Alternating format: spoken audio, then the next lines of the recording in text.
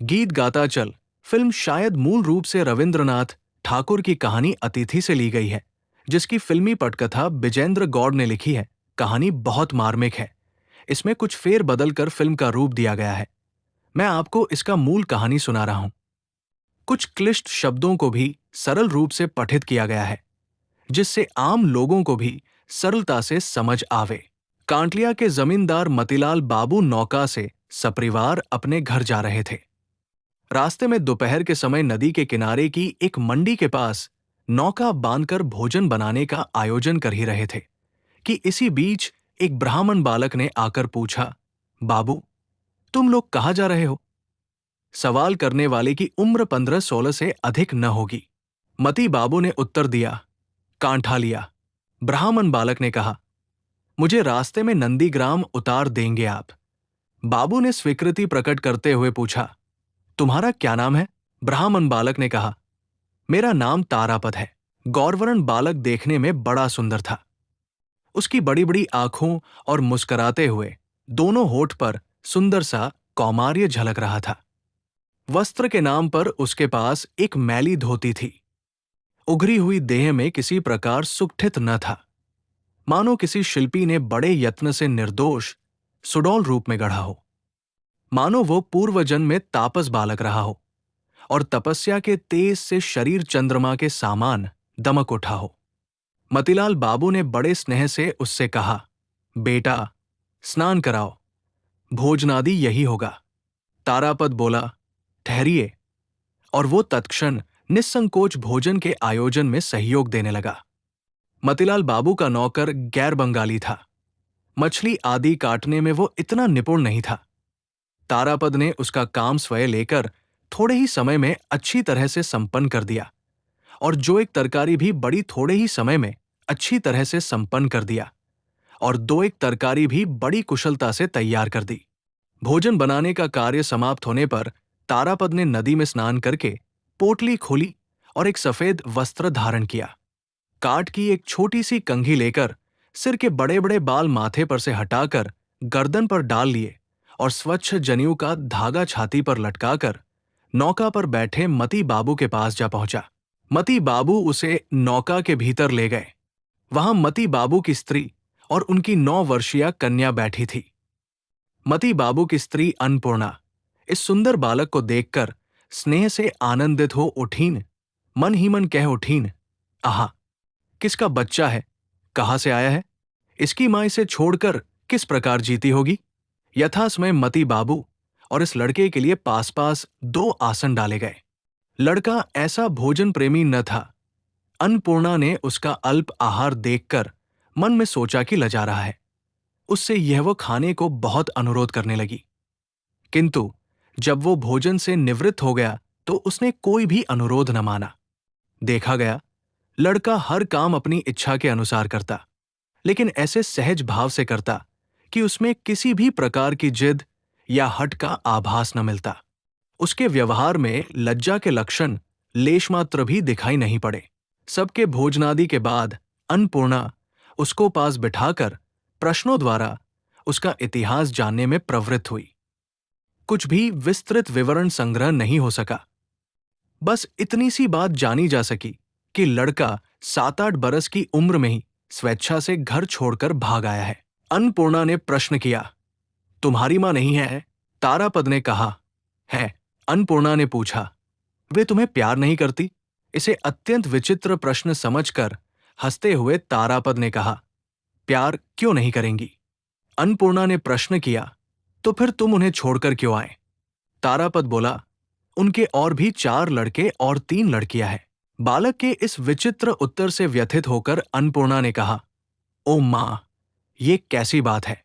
5 अंगुलियां हैं, तो क्या एक अंगुली त्यागी जा सकती है? तारापद की उम्र कम थी। उसका इतिहास भी उसी अनुपात में संक्षिप्त था, किंतु लड़का बिल्कुल असाधारण था। वो अपने माता पिता का चौथा पुत्र था। शैशव में ही पितृहीन हो गया था। बहुसंतान वाले घर में भी तारापद सबको अत्यंत प्यारा था।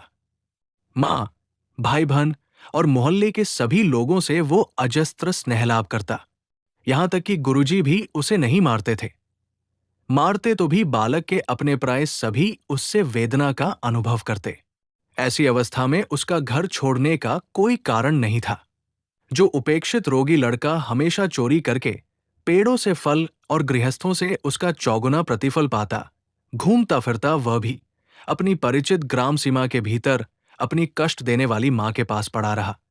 और समस्त ग्राम का दुलारा ये लड़का एक बाहरी यात्रा दल में शामिल होकर निर्ममता से ग्राम छोड़कर भाग खड़ा हुआ। सब लोग उसका पता लगाकर उसे गांव लौटा लाए। उसकी मां ने उसे छाती से लगाकर आंसुओं से आर्द्र कर दिया। उसकी बहनें रोने लगी। उसके बड़े भाई कर्तव्य पालन करने के उद्देश्य से उस पर मृदुभाव से शासन करने का यत्न करके अंत में खूब प्रश्रय और पुरस्कार दिया। मोहल्ले की लड़कियों ने उसको घर घर बुलाकर खूब प्यार किया और नाना प्रलोभनों से उसे वश में करने की चेष्टा की। किंतु बंधन, यही नहीं, स्नेह का बंधन भी उसे सहन नहीं हुआ। उसके जन्म नक्षत्र ने उसे गृहीन कर रखा था। वो जब भी देखता कि नदी में कोई विदेशी नौका अपनी रस्सी घिसटाती जा रही है, गांव के विशाल पीपल के वृक्ष के तले किसी दूर देश के किसी सन्यासी ने आश्रय लिया है, अथवा बंजारे नदी के किनारे ढालू मैदान में छोटी छोटी चटाइयां बांधकर खपच्चियां छीलकर टोकरियां बनाने में लगे हैं, तब अज्ञात बाह्य पृथ्वी को स्नेहीन स्वाधीनता के लिए उसका मन बेचैन हो उठता।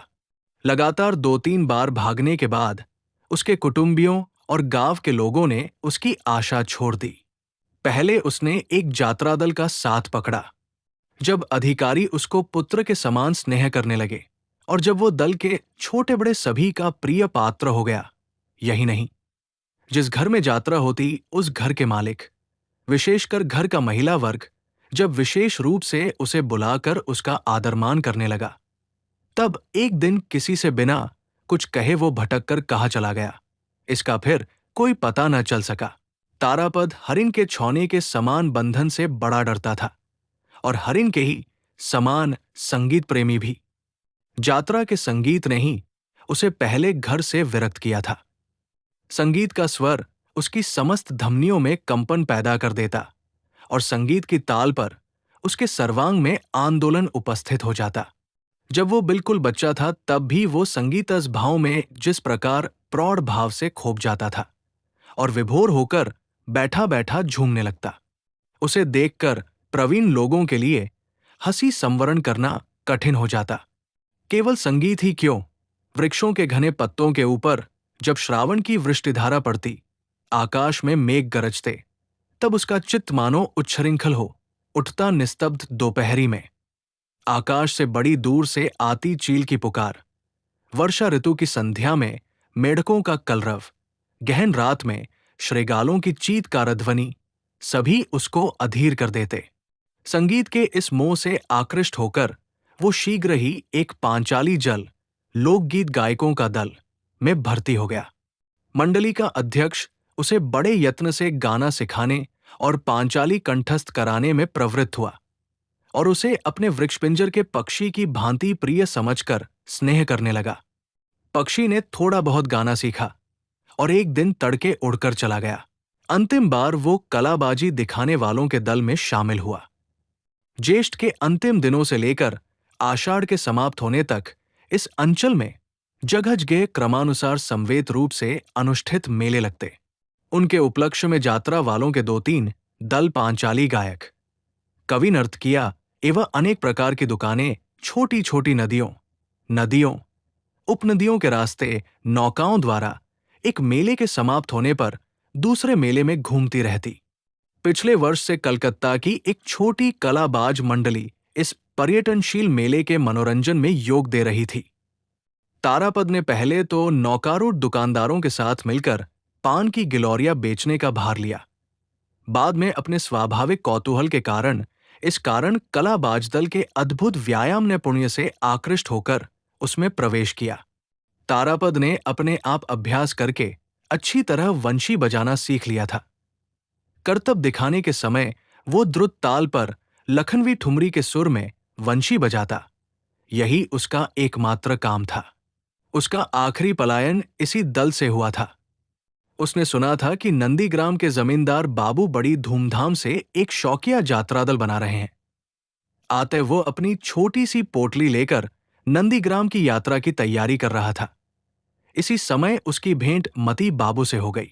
एक के बाद एक नाना दलों में शामिल होकर भी तारापद ने अपनी स्वाभाविक कल्पना प्रवण प्रकृति के कारण किसी भी दल की विशेषता प्राप्त नहीं की थी।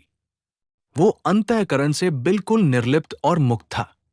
संसार में उसने हमेशा से कई बेहुदी बातें सुनी और अनेक अशोभन दृश्य देखे, किंतु उन्हें उसके मन में संचित होने का रत्ती भर अवकाश न मिला। उस लड़के का ध्यान किसी और था ही नहीं। अन्यान्य बंधनों की भांति किसी प्रकार का अभ्यास बंधन भी उसके मन को बाध्य न कर सका। वो उस संसार में कीचड़ से युक्त जल के ऊपर शुभ पक्ष राजहंस की भांति तैरता फिरता। कौतूहलवश भी वो जितनी बार डुबकी लगाता, उसके पंख न तो भीग पाते थे, न मलिन हो पाते थे। इसी कारण इस गृहत्यागी लड़के के मुख पर एक शुभ स्वाभाविक तारुण्य अम्लान भाव से झलकता रहता। उसकी यही मुखश्री देखकर प्रवीण दुनियादार मतीलाल बाबू ने बिना कुछ पूछे, बिना संदेह किए बड़े प्यार से उसको आश्रय दिया था। भोजन समाप्त होने पर नौका चल पड़ी। अन्नपूर्णा बड़े स्नेह से ब्राह्मण बालक से उसके घर की बातें, उसके स्वजन कुटुंबियों का समाचार पूछने लगी। तारापद ने अत्यंत संक्षेप में उनका उत्तर देकर बाहर आकर परित्राण पाया। बाहर परिपूर्णता की अंतिम सीमा तक भरकर वर्षा नदी ने अपने चंचलता से प्रकृति माता को मानो उद्विग्न कर दिया था। मेघमुक्त धूप में नदी किनारे की काश एवं उसके ऊपर सरस सघन ईख के खेत और उससे भी परवर्ती प्रदेश में दूर वन, सभी कुछ मानो उसके माता और बंधु थे। तारापद ने नौका की छत पर पाल की छाया में जाकर आश्रय लिया। घाट से गांव की ओर जाने वाले संकरे रास्ते, सघन वनवेष्टित छायामय गांव, एक के बाद एक उसकी आंखों के सामने से निकलने लगे। जल, स्थल, आकाश, चारों ओर की ये गतिशीलता, सजीवता, मुखरता, आकाश पृथ्वी की ये व्यापकता और वैचित्र्य तरुण बालक के परमात्मीय थे। पर फिर भी वो इस चंचल मानव को क्षण भर के लिए भी स्नेह बाहुओं में बांध रखने की कोशिश नहीं करता था। नदी के किनारे बछड़े पूंछ उठाए दौड़ रहे थे। गांव का टट्टू घोड़ा रस्सी से बंधे अपने अगले पैरों के बल कूदता हुआ घास चरता फिर रहा था। मछरंग पक्षी मछुआरों के जाल बांधने के बांस के डंडे से बड़े वेग से पानी में झप से कूदकर मछली पकड़ रहा था। लड़के पानी में खेल रहे थे। लड़कियां उच्च स्वर से हंसती हुई बातें करती हुई छाती तक गहरे पानी में अपना वस्त्रांचल फैलाकर दोनों हाथों से उसे धो रही थी। आंचल कमर में खोसे मछुआरे ने डलिया लेकर मछुआरों से मछली खरीद रही थी। इस सबको वो चिरनूतन अश्रांत कौतूहल से बैठा देखता था। उसकी दृष्टि की पिपासा किसी भी तरह निवृत्त नहीं होती थी। नौका की छत पर जाकर तारापद ने धीरे धीरे खिबैया माझियों से बातचीत छेड़ दी। बीच बीच में आवश्यकतानुसार वो मल्लाहों के हाथ से लग्गी लेकर खुद ही ठेलने लग जाता। माझियों को जब तमाकू पीने की जरूरत पड़ती तब वो स्वयं जाकर हाल संभाल लेता। जब जिधर हाल मोड़ना आवश्यक होता वो दक्षतापूर्वक संपन्न कर देता। संध्या होने के कुछ पूर्व अन्नपूर्णा ने तारापद को बुलाकर पूछा, रात में तुम क्या खाते हो? तारापद बोला, जो मिल जाता है वही खा लेता हूं। रोज खाता भी नहीं। इस सुंदर ब्राह्मण बालक की आतिथ्य ग्रहण करने की उदासीनता अन्नपूर्णा को थोड़ी कष्टकर प्रतीत हुई। उनकी बड़ी इच्छा थी कि खिला पिलाकर, पहना ओढ़ाकर इस गृहच्युत यात्री बालक को संतुष्ट करें, किंतु किससे वो संतुष्ट होगा ये वे नहीं जान सकी। नौकरों को बुलाकर गांव से दूध मिठाई आदि खरीद मंगाने में अन्नपूर्णा ने धूमधाम मचा दी। तारापद ने पेट भर भोजन तो किया, किंतु दूध नहीं पिया। मौन स्वभाव मतीलाल बाबू तक ने उससे दूध पीने का अनुरोध किया। उसने संक्षेप में कहा, मुझे अच्छा नहीं लगता। नदी पर 2-3 दिन बीत गए। तारापद ने भोजन बनाने, सौदा खरीदने से लेकर नौका चलाने तक सब कामों में स्वेच्छा और तत्परता से योग दिया। जो भी दृश्य उसकी आंखों के सामने आता उसी ओर तारापद की कौतूहलपूर्ण दृष्टि दौड़ जाती। जो भी काम उसके हाथ लग जाता, उसी की ओर वो अपने आप आकर्षित हो जाता। उसकी दृष्टि, उसके हाथ, उसका मन सर्वदा ही गतिशील बने रहते।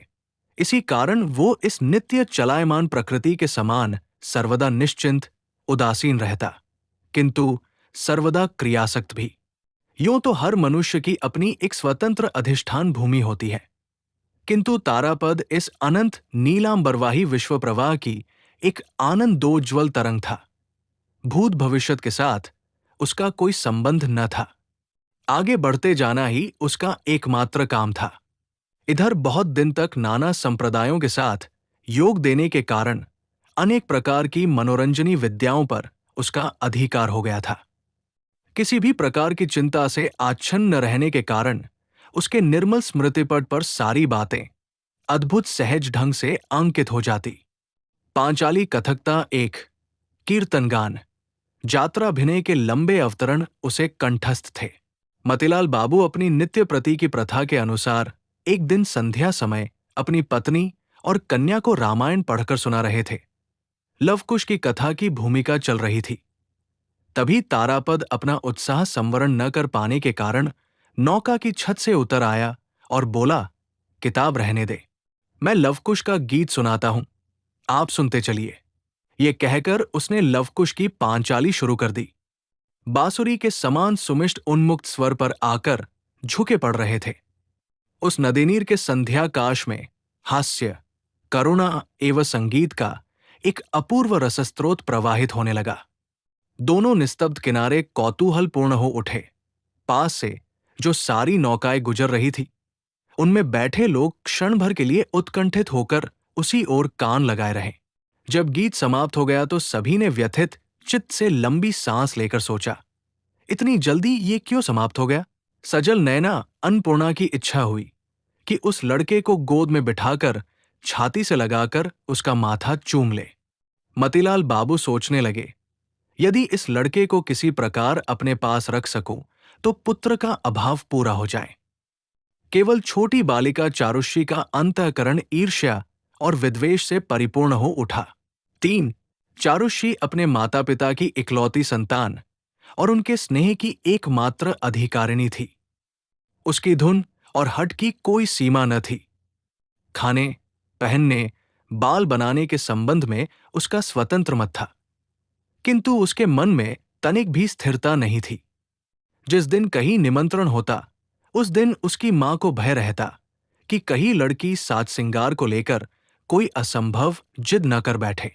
यदि दैवात कभी केशबंधन उसके मन के अनुकूल न हुआ तो फिर उस दिन चाहे जितनी बार बाल खोलकर, चाहे जितने प्रकार से बांधे जाते, वो किसी तरह संतुष्ट न होती और अंत में रोना धोना मच जाता।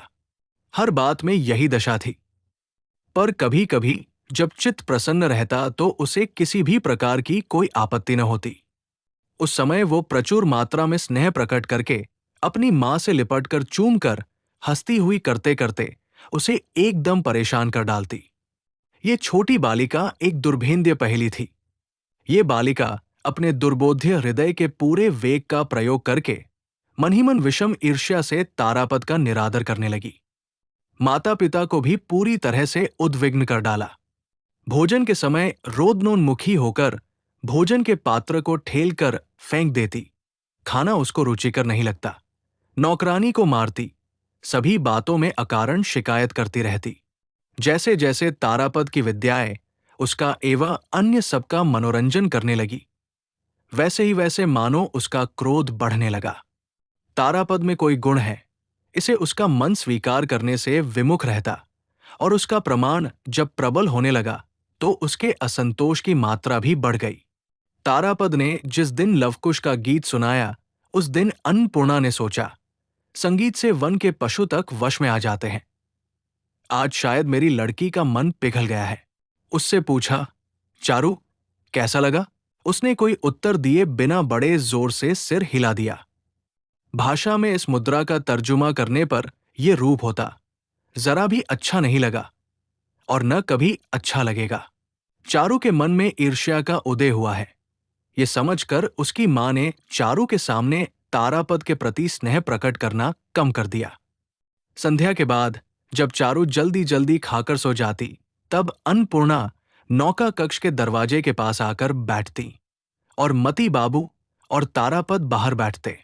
अन्नपूर्णा के अनुरोध पर तारापद गाना शुरू करता। उसके गाने से जब नदी के किनारे की विश्राम निरता ग्रामश्री संध्या के विपुल अंधकार में मुग्ध निस्तब्ध हो जाती और अन्नपूर्णा का कोमल हृदय स्नेह और सौंदर्य रस से छलकने लग जाता, तब सहसा चारू बिछौने से उठकर तेजी से आकर सरोष रोती हुई कहती, मां, तुमने ये क्या शोर मचा रखा है? मुझे नींद नहीं आती। माता पिता उसको अकेला सुलाकर तारापद को घेरकर संगीत का आनंद ले रहे हैं। ये उसे एकदम असह्य हो उठता। इस दीप्त कृष्ण अन्यना बालिका की स्वाभाविक उग्रता तारापद को बड़ी मनोरंजक प्रतीत होती। उसने इसे कहानी सुनाकर, गाना गाकर, वंशी बजाकर वश में करने की बहुत चेष्टा की, किंतु किसी भी प्रकार सफल नहीं हुआ। केवल जब मध्याह्न में तारापद नदी में स्नाने करने उतरता, परिपूर्ण जलराशि में अपनी गौरवर्ण सरल कमनीय देह को तैरने की अनेक प्रकार की क्रीड़ाओं में संचालित करता, तरुण जलदेवता के समान शोभा पाता, तब बालिका का कौतूहल आकर्षित हुए बिना न रहता। वो इसी समय की प्रतीक्षा करती रहती, किंतु आंतरिक इच्छा का किसी को भी पता न चलने देती। और ये अशिक्षाप्टु अभिनेत्री ध्यानपूर्वक ऊनी गुलूबंद बुनने का अभ्यास करती हुई बीच बीच में मानो अत्यंत उपेक्षा भरी दृष्टि से तारापद की संतरण लीला देखा करती। नंदीग्राम कब छूट गया, तारापद को पता न चला। विशाल नौका अत्यंत मृदुमंद गति से कभी पाल तानकर, कभी रस्सी खींचकर अनेक नदियों की शाखा प्रशाखाओं में होकर चलने लगी। नौकारोहियों के दिन भी इन सब नदी उपंदियों के समान शांति सौंदर्यपूर्ण वैचित्र्य के बीच सहज सौम्य गति से मृदुमिष्ट कलस्वर में प्रवाहित होने लगे। किसी को किसी प्रकार की जल्दी नहीं थी। दोपहर को स्नानाहार में बहुत समय व्यतीत होती और इधर संध्या होते न होते बड़े दिखने वाले किसी गांव के किनारे घाट के समीप झिल्ली मंत्रित खद्योत्खचित वन के पास नौका बांध दी जाती। इस प्रकार 10 दिन में नौका कांठालिया पहुंची। जमींदार के आगमन से घर से पालकी और टट्टू घोड़ों का समागम हुआ और हाथ में बांस की लाठी धारण किए सिपाही चौकीदारों के दल ने बार बार बंदूक की खाली आवाज से गांव के उत्कंठित काक समाज को यत्परो नास्ति मुखर कर दिया। इस सारे समारोह में समय लगा। इस बीच में तारापद ने तेजी से नौका से उतरकर एक बार सारे गांव का चक्कर लगा डाला। किसी को दादा, किसी को काका, किसी को दीदी, किसी को मौसी कहकर 2-3 घंटे में सारे गांव के साथ सौहार्द्र बंधन स्थापित कर लिया। कहीं भी उसके लिए स्वभावतः कोई बंधन नहीं था। इससे तारापद ने देखते देखते थोड़े दिनों में ही गांव के समस्त हृदयों पर अधिकार कर लिया। इतनी आसानी से हृदय हरण करने का कारण ये था कि तारापद हरेक के साथ उसका अपना बनकर स्वाभाविक रूप से योग दे सकता था। वो किसी भी प्रकार के विशेष संस्कारों के द्वारा बंधा हुआ नहीं था। अतएव सभी अवस्थाओं में और सभी कामों में उसमें एक प्रकार की सहज प्रवीणता थी। बालकों के लिए वो बिल्कुल स्वाभाविक बालक था और उनसे श्रेष्ठ और स्वतंत्र वृद्धों के लिए वो बालक न रहता, किंतु पुरखा भी नहीं। चरवाहों के साथ चरवाहा था, फिर भी ब्राह्मण।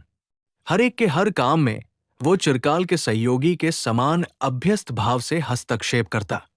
हलवाई की दुकान पर बैठकर साल के पत्ते से संदेश पर बैठी मक्खियां उड़ाने लग जाता। मिठाइयां बनाने में भी पक्का था। करघे का मर्म भी उसे थोड़ा बहुत मालूम था। कुम्हार का चाक चलाना भी उसके लिए बिल्कुल नया नहीं था। तारापद ने सारे गांव को वश में कर लिया। बस केवल ग्रामवासिनी बालिका की ईर्ष्या वो अभी तक नहीं जीत पाया था। ये बालिका उग्रभाव से उसके बहुत दूर निर्वासन की कामना करती थी। यही जानकर शायद तारापद इस गांव में इतने दिन आबद्ध बना रहा। किंतु बालिकावस्था में भी नारी के अंतर रहस्य का भेद जानना बहुत कठिन है। चारुष्य ने इसका प्रमाण दिया। ब्राह्मण पुरोहिताइन की कन्या सोनामणि 5 वर्ष की अवस्था में विधवा हो गई थी। वो चारू की समवयस्का सहेली थी। अस्वस्थ होने के कारण वो घर लौटी सहेली से कुछ दिनों तक भेंट न कर सकी। स्वस्थ होकर जिस दिन भेंट करने आई, उस दिन प्राय अकारण ही दोनों सहेलियों में कुछ मनोमालिन्य की नौबत आ गई। चारू ने अत्यंत विस्तार से बात आरंभ की थी। उसने सोचा था कि तारापद नामक अपने नवार्जित परम रत्न को जुटाने की बात का विस्तार पूर्वक वर्णन करके वो अपनी सहेली के कौतूहल एवं विस्मय को सप्तम पर चढ़ा देगी। किंतु जब उसने सुना कि तारापद सोनामणी उसको भाई कहकर पुकारती है, जब उसने सुना कि तारापद ने केवल बांसुरी पर कीर्तन का सुर बजाकर माता और पुत्री का मनोरंजन ही नहीं किया है, सोनामणी के अनुरोध से उसके लिए अपने हाथों से बांस की एक बांसुरी भी बना दी है, न जाने कितने दिनों से वह उसे ऊंची डाल से फल और कंठ शाखा से फूल तोड़कर देता रहा है, तब चारू के अंतःकरण को मानो तपशूल बेधने लगा। चारू समझती थी कि तारापद विशेष रूप से उन्हीं का तारापद था, अत्यंत गुप्त रूप में संरक्षणीय। अन्य साधारण जन केवल उसका थोड़ा बहुत आभास मात्र पाएंगे, फिर भी किसी भी तरह उसका सामीप्य न पा सकेंगे। दूर से ही उसके रूप गुण पर मुग्ध होंगे और चारुष्य को धन्यवाद देते रहेंगे। यही अद्भुत दुर्लभ दैवलब्ध ब्राह्मण बालक सोनामणी के लिए सहजहम्य क्यों हुआ? हम यदि उसे इतना यत्न करके न लाते, इतने यत्न से न रखते, तो सोनामणी आदि उसका दर्शन कहाँ से पाती? सोनामणी का भैया शब्द सुनते ही उसके शरीर में आग लग गई। चारू जिस तारापद को मन ही मन विद्वेष बाणों से जर्जर करने की चेष्टा करती रही है, उसी के एकाधिकार को लेकर इतना प्रबल उद्वेग क्यों? किसकी सामर्थ्य है जो ये समझे? उसी दिन किसी अन्य तुच्छ बात के सहारे सोनामणी के साथ चारू की गहरी कुट्टी हो गई और वो तारापद के कमरे में जाकर उसकी प्रिय वंशी लेकर उस पर कूद कूद कर उसे कुचलती हुई निर्दयतापूर्वक तोड़ने लगी। चारू जब प्रचंड रोष में इस वंशी ध्वंस कार्य में व्यस्त थी, तभी तारापद ने कमरे में प्रवेश किया। बालिका की ये प्रलय मूर्ति देखकर उसे आश्चर्य हुआ। बोला, चारू, मेरी वंशी क्यों तोड़ रही हो? चारू रक्त नेत्रों और लाल मुख से ठीक कर रही हूं। अच्छा कर रही हूं, कहकर टूटी हुई वंशी को और दो चार अनावश्यक लाते मारकर उच्छ्वसित कंठ से रोती हुई कमरे से बाहर चली गई। तारापद ने वंशी उठाकर उलट पलट कर देखी। उसमें अब कोई दम नहीं था। अकारण ही अपनी पुरानी वंशी की ये आकस्मिक दुर्गति देखकर वो अपनी हंसी न रोक सका। चारुषी दिनोंदिन उसके परम कौतूहल का विषय बनती जा रही थी। उसके कौतूहल का एक और क्षेत्र था, मतीलाल बाबू की लाइब्रेरी में तस्वीरों वाली अंग्रेजी की किताबें। बाहरी जगत से उसका यथेष्ट परिचय हो गया था, किंतु तस्वीरों के इस जगत में वो किसी प्रकार भी अच्छी तरह प्रवेश नहीं कर पाता था। कल्पना द्वारा वो अपने मन में बहुत कुछ जमा लेता, किंतु उससे उसका मन किसी प्रकार तृप्त न होता। तस्वीरों की पुस्तकों के प्रति तारापद का ये आग्रह देखकर एक दिन मतीलाल बाबू बोले, अंग्रेजी सीखोगे? तब तुम इन सारी तस्वीरों का अर्थ समझ लोगे। तारापद ने तुरंत कहा, सीखूंगा। मती बाबू बड़े खुश हुए। उन्होंने गांव के एंट्रेंस स्कूल के हेडमास्टर रामरतन बाबू की प्रतिदिन संध्या समय इस लड़के को अंग्रेजी पढ़ाने के लिए नियुक्त कर दिया। 5. तारापद अपनी प्रखर स्मरण शक्ति एवं अखंड मनोयोग के साथ अंग्रेजी शिक्षा में प्रवृत्त हुआ। मानो वो किसी नवीन दुर्गम राज्य में भ्रमण करने निकला हो। उसने पुराने जगत के साथ कोई संपर्क न रखा। मोहल्ले के लोग अब उसे न देख पाते। जब वो संध्या के पहले निर्जन नदी तट पर तेजी से टहलते पाठ कंठस्थ करता, तब उसका उपासक बालक संप्रदाय दूर से खिन्नचित्त होकर संभ्रमपूर्वक उसका निरीक्षण करता। उसके पाठ में बाधा डालने का साहस न कर पाता। चारू भी आजकल उसे बहुत नहीं देख पाती थी। पहले तारापद अंतपुर में जाकर अन्नपूर्णा की स्नेहदृष्टि के सामने बैठकर भोजन करता था, किंतु इसके कारण कभी कभी देर हो जाती थी। इसीलिए उसने मती बाबू से अनुरोध करके अपने भोजन की व्यवस्था बाहर ही करा ली थी। अन्नपूर्णा ने व्यथित होकर इस पर आपत्ति प्रकट की थी, किंतु अध्ययन के प्रति बालक का उत्साह देखकर अत्यंत संतुष्ट होकर उन्होंने इस नई व्यवस्था का अनुमोदन कर दिया। तभी सहसा चारू भी जिद कर बैठी, मैं भी अंग्रेजी सीखूंगी। उसके माता पिता ने अपनी कन्या के इस प्रस्ताव को पहले तो परिहास का विषय समझकर स्नेह मिश्रित हंसी उड़ाई, किंतु कन्या ने इस प्रस्ताव के परिहास्य अंश को प्रचुर अश्रु जलधारा से तुरंत पूर्ण रूप से धो डाला। अंत में इन स्नेह दुर्बल निरुपाय अभिभावकों ने बालिका के प्रस्ताव को गंभीरता से स्वीकार कर लिया।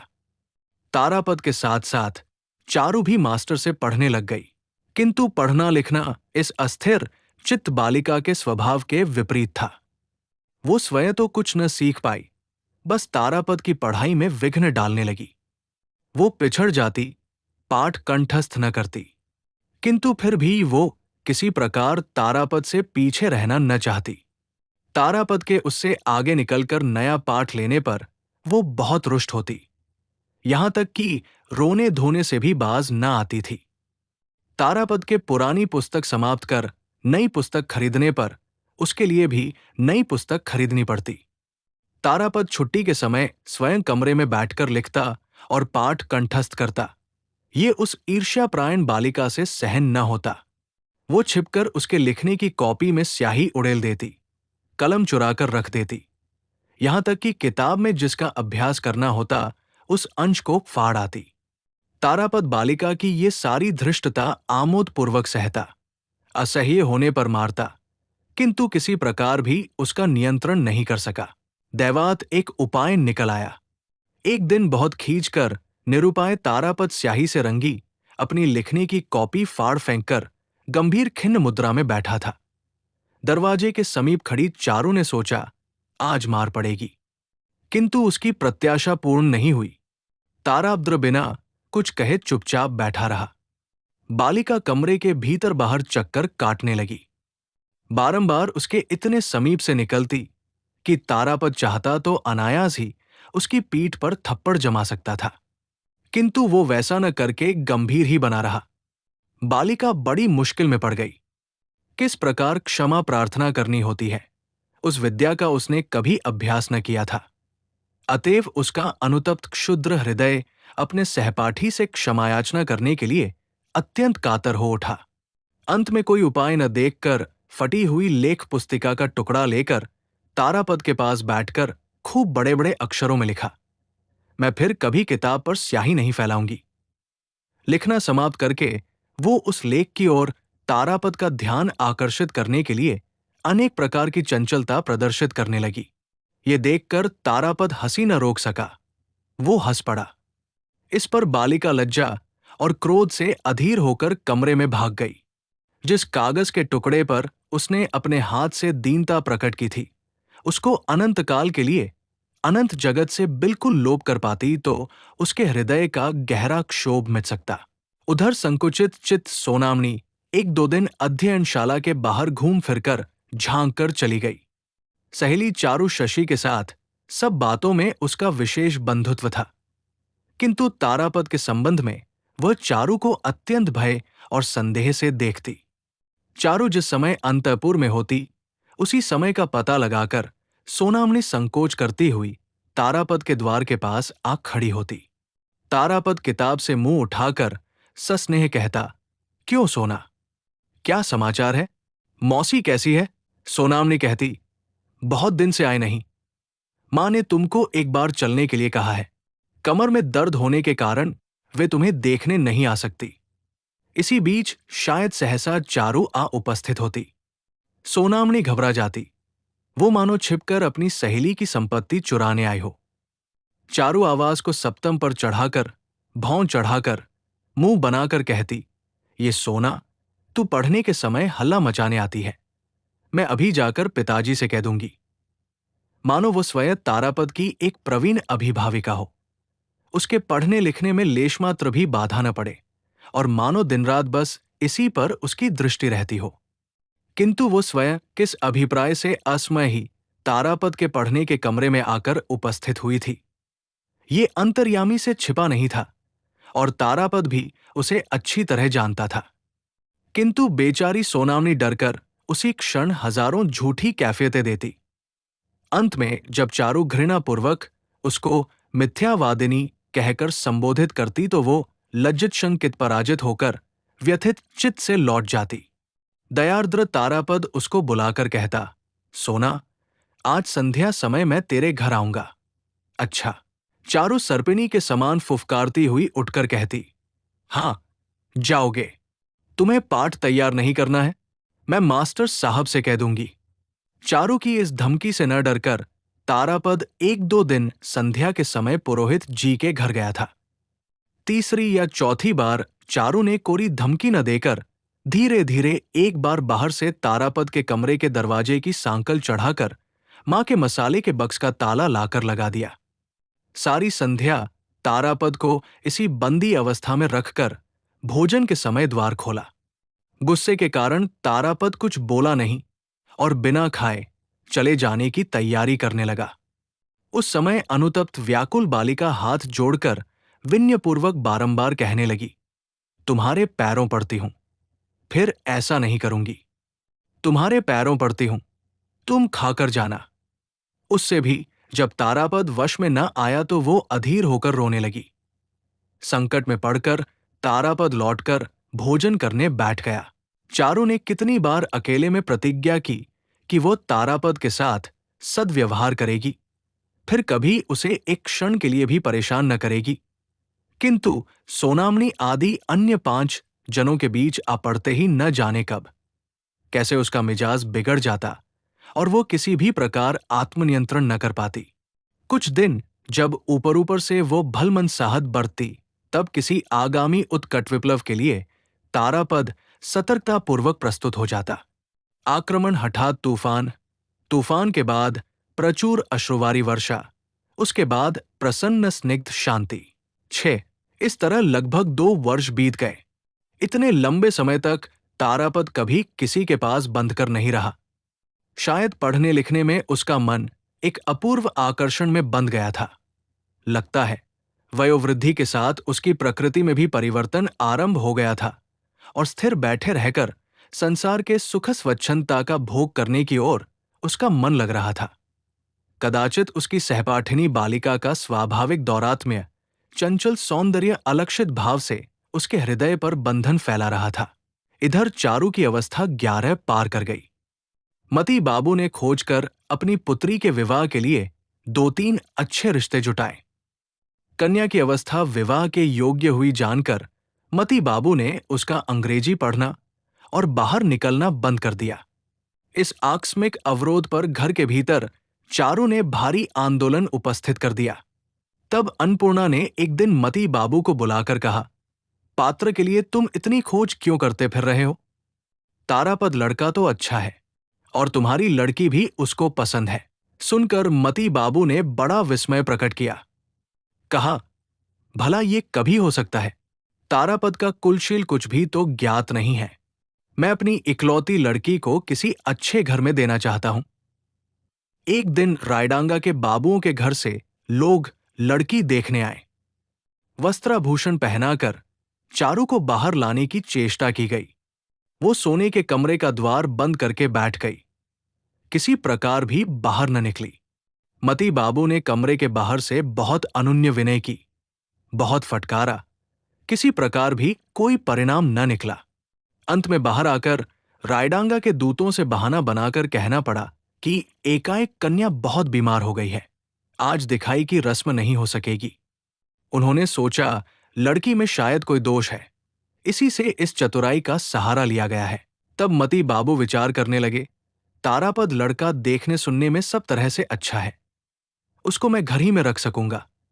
ऐसा होने से अपनी एकमात्र लड़की को पराए घर नहीं भेजना पड़ेगा। ये भी सोचा कि उनकी अशांत बाध्य लड़की का दुरांतपना उनकी स्नेहपूर्ण आंखों को कितना ही क्षम्य प्रतीत हो, ससुराल वाले सहन नहीं करेंगे। फिर पति पत्नी ने सोच विचार कर तारापद के घर उसके कुल का हालचाल जानने के लिए आदमी भेजा। समाचार आया कि वंश तो अच्छा है, किंतु दरिद्र है।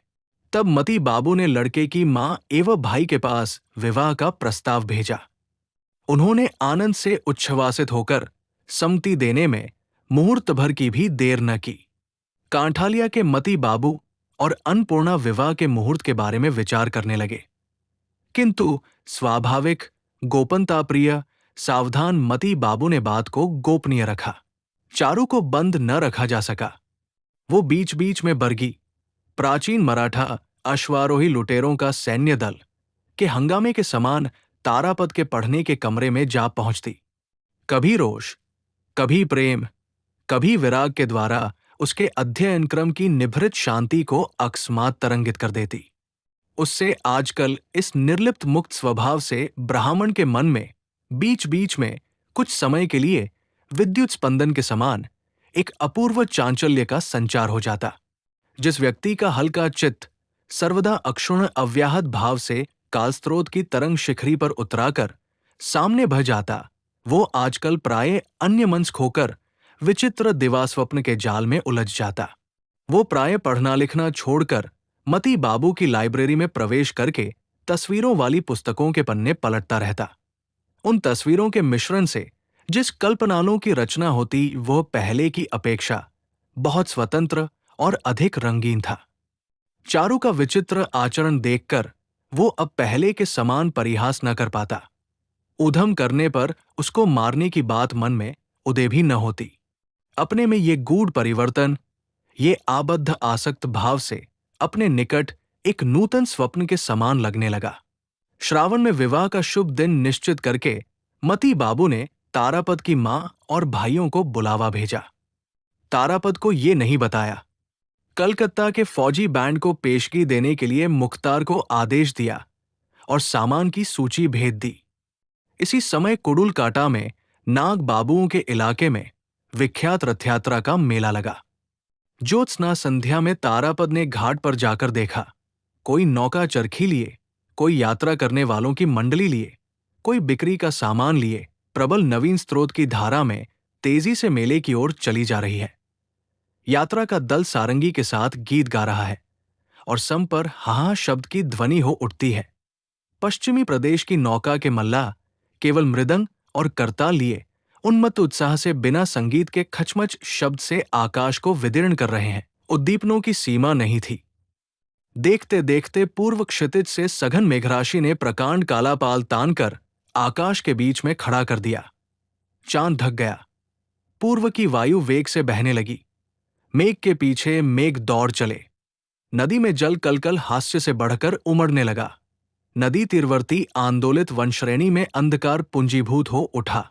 मेढकों ने टर्राना शुरू कर दिया। झिल्ली की ध्वनि जैसे करांत लेकर अंधकार को चीरने लगी। सामने आज मानो समस्त जगत की रथयात्रा हो। चक्र घूम रहा है, ध्वजा फहरा रही है, पृथ्वी कांप रही है, मेघ उड़ रहे हैं, वायु दौड़ रहा है, नदी बह रही है, नौका चल रही है, गानस्वर गूंज रहे हैं। देखते देखते गुरु गंभीर ध्वनि में मेघ गरजने लगा। विद्युत आकाश को चीर चीर कर चकाचौंध उत्पन्न करने लगी। सुदूर अंधकार में से मूसलधार वर्षा की गंध आने लगी। केवल नदी के एक किनारे पर एक और कांठालिया ग्राम अपनी कुटी के द्वार बंद करके दिया बुझाकर चुपचाप सोने लगा। दूसरे दिन तारापद की माता और भाई आकर कांठालिया में उतरे। उसी दिन कलकत्ता से विविध सामग्री से भरी 3 बड़ी नौकाएं कांठालिया के जमींदार की कचहरी के घाट पर आकर लगी। एवं उसी दिन बहुत सवेरे सोनामनी कागज में थोड़ा अमावट एवं पत्ते के दोने में कुछ अचार लेकर डरती डरती तारापद के पढ़ने के कमरे के द्वार पर चुपचाप आ खड़ी हुई। किंतु उस दिन तारापद नहीं दिखाई दिया। स्नेह प्रेम बंधुत्व के षड्यंत्र बंधन उसको चारों ओर से पूरी तरह से घेरे। इसके पहले ही वो ब्राह्मण बालक समस्त ग्राम का हृदय चुराकर एकाएक वर्षा की मेधांध कारणपूर्ण रात्रि में आसक्ति विहीन उदासीन जनी विश्व पृथ्वी के पास चला गया।